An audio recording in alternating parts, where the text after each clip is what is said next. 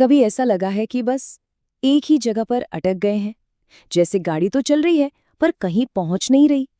चलिए आज कुछ ऐसे जबरदस्त आइडियाज में उतरते हैं जो इस ठहराव को तोड़कर कुछ बड़ा, कुछ शानदार करने की आग जला सकते हैं। तो एक बहुत ही सीधे और शायद थोड़े मुश्किल सवाल से शुरू करते हैं। जरा सोचिए, अगर ये जिंदगी का आखिरी साल होता तो क्या आज भी वही किया जा रहा होता जो अभी हो रहा है? ये सवाल कोई मामूली सवाल नहीं है। स्टीव जॉब्स हर सुबह आईने में देखकर खुद से यही पूछते थे।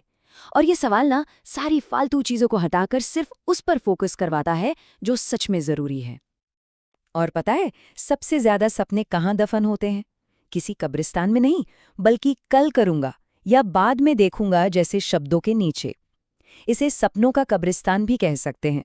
ये एक ऐसी जगह है जहां बेहतरीन आइडियाज सिर्फ इसलिए दम तोड़ देते हैं क्योंकि उन्हें टाल दिया गया। तो यहाँ हमारे सामने एक चॉइस आती है, एक सीधी सी चॉइस। आज की मेहनत का थोड़ा सा दर्द या फिर जिंदगी भर का पछतावा, वो काश मैंने कर लिया होता वाला दर्द। डिसिप्लिन का दर्द हाँ थोड़ा होता है, पर वो टेम्परेरी है। लेकिन रिग्रेट, पछतावे का दर्द, वो हमेशा साथ रहता है। अच्छा, एक बात साफ कर लेते हैं। टाल मटोल मतलब प्रोक्रेस्टिनेशन, इसका मतलब आलस नहीं है, बिल्कुल नहीं। ये बस एक दिमागी आदत है। हम काम की मुश्किलों पर इतना फोकस करने लगते हैं कि उसके बाद मिलने वाले इनाम को, उस जीत की फीलिंग को भूल ही जाते हैं। और जानते सबसे अच्छी बात क्या है? आदतें तोड़ी जा सकती हैं, बस फोकस बदलने की देर है, मुश्किल से हटाकर इनाम पर। तो ठीक है, ये तो समझ आ गया कि अभी करना है वाली सोच कितनी जरूरी है। लेकिन सवाल ये है कि ये करने की हिम्मत, वो अंदर की ताकत कहाँ से आएगी? तो चलिए अब बात करते हैं उस नींव की जिस पर सब कुछ टिका है, हमारी मेंटल स्ट्रेंथ। मानसिक मजबूती बनाने के लिए 4 पिलर्स हैं, 4C। पहला कंट्रोल, यानी बाहरी दुनिया को नहीं, अपने अंदर की दुनिया को काबू करना। दूसरा कमिटमेंट, जो कहा वो करना। तीसरा चैलेंज, मुश्किलों को दुश्मन नहीं बल्कि एक मौका समझना। और चौथा कॉन्फिडेंस, बिना शक के एक्शन लेना। ये चारों मिलकर एक ऐसी मानसिकता बनाते हैं जिसे तोड़ना मुश्किल है। और यहीं पर ना मेंटली स्ट्रांग और मेंटली वीक लोगों के बीच का फर्क एकदम साफ हो जाता है। ये सब आदतों का खेल है। देखिए, जो स्ट्रांग है वो अपने लिए अफसोस करने में टाइम बर्बाद नहीं करते हैं, वो बदलाव से नहीं डरते और दूसरों की कामयाबी से जलते नहीं। वहीं दूसरी तरफ जो वीक हैं, वो सोचते हैं कि दुनिया उन पर कोई एहसान कर रही है। वो एक ही गलती बार बार करते हैं और पहले नाकामी पर ही हार मान लेते हैं। तो सवाल ये है कि हम कौन सी आदतें चुन रहे हैं। कभी कभी जिंदगी में आगे बढ़ने के लिए ना एक बहुत दर्दनाक बदलाव से गुजरना पड़ता है। बाज की कहानी सुनिए, अपनी उम्र बढ़ाने के लिए उसे अपनी ही चोंच और पंजे तोड़ने पड़ते हैं। एक बहुत दर्दनाक प्रोसेस, लेकिन इसी के बाद उसे एक नई जिंदगी मिलती है। ये हमें सिखाता है कि असली ग्रोथ, असली बदलाव अक्सर मुश्किल और त्याग के बाद ही आता है। चलिए, तो अब माइंडसेट तो तैयार हो गया, दिमागी तौर पर हम मजबूत हैं, लेकिन इस ताकत को सही दिशा कैसे दें, इसे इस्तेमाल कैसे करें? इसका जवाब है हमारे सबसे कीमती एसेट को मैनेज करने में, यानी समय। सोचिए, हर रोज सुबह हमारे अकाउंट में 86,400 रुपीज जमा होते हैं। बस एक शर्त है, दिन खत्म होने तक इन्हें खर्च करना ही होगा। आप इन्हें बचा नहीं सकते। अब रुपए की जगह सेकंड्स को रखकर सोचिए, हर दिन हमें 86,400 सेकंड्स मिलते हैं। ये एक ऐसी करेंसी है जिसे हम बचा नहीं सकते। या तो इसे समझदारी से इस्तेमाल करें या ये बर्बाद हो जाते हैं।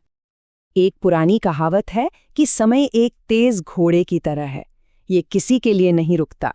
अब ये हम पर है कि हम इस घोड़े पर सवारी करते हैं या बस धूल फांकते हुए इसे आगे निकलते देखते रह जाते हैं। अच्छा, वो लंबी चौड़ी टू डू लिस्ट देखकर कभी घबराहट हुई है कि यार ये सब कैसे होगा? इसका एक बहुत ही जबरदस्त सॉल्यूशन है, टाइम बॉक्सिंग। हार्वर्ड भी इसे मानता है। सिंपल सा फंडा है, लिस्ट बनाना बंद करो और हर काम के लिए कैलेंडर में एक फिक्स टाइम स्लॉट बुक कर दो। इससे क्या होता है, काम सिर्फ करना है वाली लिस्ट में नहीं रहता, बल्कि कब करना है वाले एक्शन प्लान में बदल जाता है। सिर्फ मुझे सफल होना है कहना काफी नहीं है, गोल्स को स्मार्ट बनाना पड़ता है। S यानी स्पेसिफिक, मतलब ठीक ठीक पता हो कि क्या चाहिए। M यानी मेजरेबल, जिसे नाप सकें। A अचीवेबल, ऐसा हो जो किया जा सके। R रेलेवेंट, जो हमारे लिए मायने रखता हो, और T टाइम बाउंड, यानी एक डेडलाइन हो। इसके बिना गोल्स सिर्फ हवाई बातें रह जाती हैं। तो हमने माइंडसेट पर काम कर लिया, टाइम को मैनेज करना सीख लिया, लेकिन इस सफर में हम अकेले नहीं हैं। एक और बहुत ज़रूरी चीज़ है, वो है लोग, हमारे कनेक्शंस, क्योंकि असली ताकत दूसरों से जुड़ने में भी है। ये सोचने का एक बहुत खूबसूरत तरीका है कि हर इंसान जिससे हम मिलते हैं वो एक चलती फिरती किताब है। जितनी ज्यादा बातें होंगी उतने ज्यादा पन्ने हम पढ़ पाएंगे। हर बातचीत एक नया चैप्टर खोलने जैसा है। और किसी से जुड़ने का सबसे अच्छा तरीका क्या है? अनडिवाइडेड अटेंशन, मतलब पूरी तरह से उस इंसान के साथ होना। फोन को दूर रख देना, सिर्फ जवाब देने के लिए नहीं बल्कि समझने के लिए सुनना। ये छोटी छोटी आदतें हैं ना, लेकिन इनका असर बहुत बड़ा होता है। जब हम सच में किसी को सुनते हैं तो हम सिर्फ बातें नहीं कर रहे होते, हम एक रिश्ता बना रहे होते हैं। और पता है, दुनिया की हर बड़ी कंपनी, हर गहरी दोस्ती, हर खूबसूरत प्रेम कहानी कहाँ से शुरू हुई? बस एक छोटे से शब्द से, हेलो। तो कभी भी एक बातचीत शुरू करने की ताकत को कम मत आंकिए। तो चलिए, हमने नींव मजबूत कर ली है। अब बात करते हैं टॉप पर पहुंचने की। सिर्फ काम करने की नहीं, बल्कि अपने काम में माहिर होने की, महारत हासिल करने की। और जब महारत या मास्टरी की बात होती है तो एक नाम सबसे पहले जहन में आता है, लियोनार्डो दा विंची। वो सिर्फ एक पेंटर नहीं थे, वो एक पॉलीमैथ थे, मतलब कई कई फील्ड्स के मास्टर। और उनकी इस ताकत के पीछे सिर्फ एक ही चीज थी, उनकी कभी न खत्म होने वाली जिज्ञासा। जरा देखिए, एक तरफ वो मोनालिसा बना रहे हैं तो दूसरी तरफ इंसान के शरीर के एकदम सटीक स्केच बना रहे हैं। उन्होंने हेलीकॉप्टर और टैंक के पहले कॉन्सेप्ट डिजाइन किए।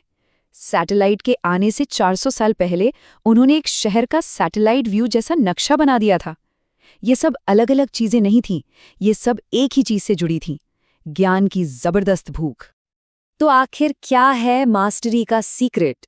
Talent, intelligence? नहीं, वो है जुनून, ऑब्सेशन। ये कोई हल्की फुल्की दिलचस्पी नहीं है, ये एक आग है जो अंदर ही अंदर जलती रहती है और आपको रुकने नहीं देती। इसका सबसे अच्छा उदाहरण है डार्विन। वो अपने जमाने के सबसे इंटेलिजेंट इंसान नहीं थे। कहा जाता है कि उनके कजन उनसे ज्यादा तेज दिमाग के थे और वो भी थ्योरी ऑफ एवोल्यूशन दे सकते थे। फर्क क्या था? डार्विन जुनूनी थे, ऑब्सेस थे। और यही सबक है।